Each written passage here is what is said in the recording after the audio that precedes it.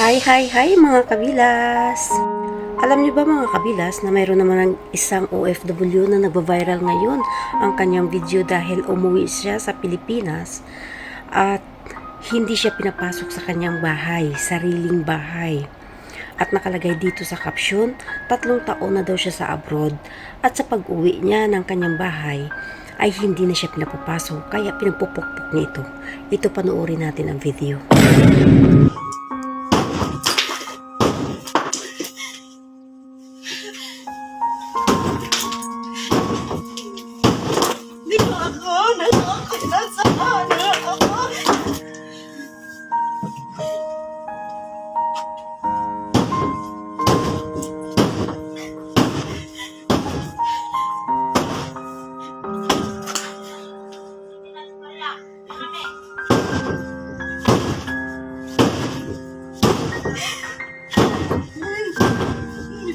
Sagdi, siraon niya, bahay set niya.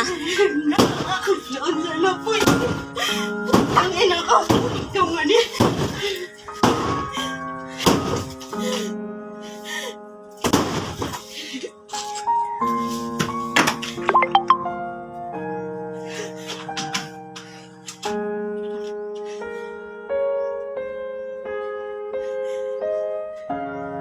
Ang video na ito ay marami na rin po nagre-re-upload at hindi ko na rin po alam kung kanino talaga ang original video na ito.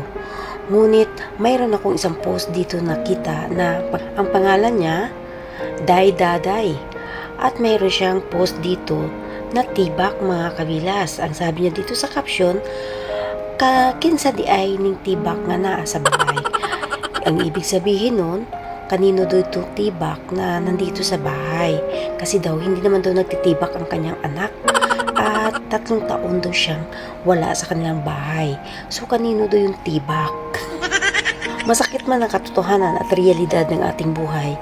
Ngunit, sa panahon ngayon, kapag malayo tayo sa ating asawa, hindi na talaga maiiwasan na ang ating asawa maghanap talaga ng betka.